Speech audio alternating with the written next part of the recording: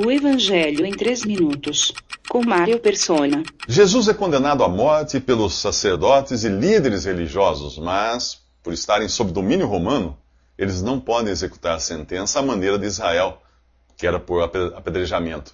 Por isso entregam Jesus ao governador Pilatos. Se este o sentenciar à morte, esta será por crucificação, o método romano de execução.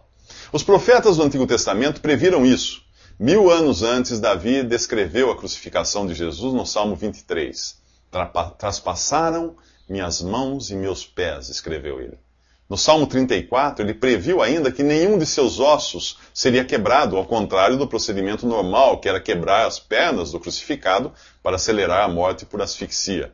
Enquanto isso, Judas parece arrependido do que fez, mas por outras passagens, nós vemos que ele estava interessado mesmo era no dinheiro. A sua ganância o tornava vulnerável à influência de Satanás que agia nos bastidores. Alguns contestam a culpa de Judas, alegando que ninguém pode ser responsabilizado pelos atos cometidos sob uma influência externa, no caso aí Satanás. Vá dizer isso aos juízes que condenam motoristas que causam acidentes sob o efeito do álcool. A influência externa entrou em cena porque a pessoa abriu mão de sua responsabilidade interna. Essa influência pode também vir de Deus, precedida pela insubordinação do homem contra o seu Criador.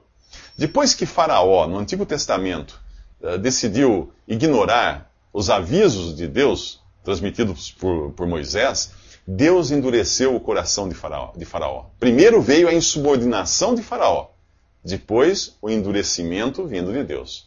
Em 2 Tessalonicenses, capítulo 2, você lê que, em um tempo ainda futuro, aqueles que não creram em Jesus serão levados por Deus a crer no Anticristo. O arrependimento de Judas é diferente do de Pedro. Embora Pedro também tenha sido influenciado por Satanás no capítulo 16 de Mateus, quando negou que Jesus iria morrer, o seu arrependimento aqui por negar conhecê-lo foi sincero, e a sua restauração é prova disso.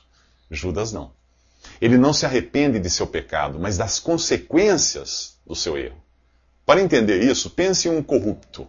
Sua cara de decepção ao ser preso não é pelo mal cometido, mas por ter sido pego e pela desonra que irá sofrer, além de perder a fonte de renda. Judas prefere tirar a própria vida a enfrentar essas consequências. Ainda hoje você encontra acusados de corrupção agindo assim em países como o Japão. Os religiosos judeus são criteriosos em não lançar no tesouro do templo as 30 moedas devolvidas por Judas, por considerarem aquele dinheiro originário de um crime de sangue.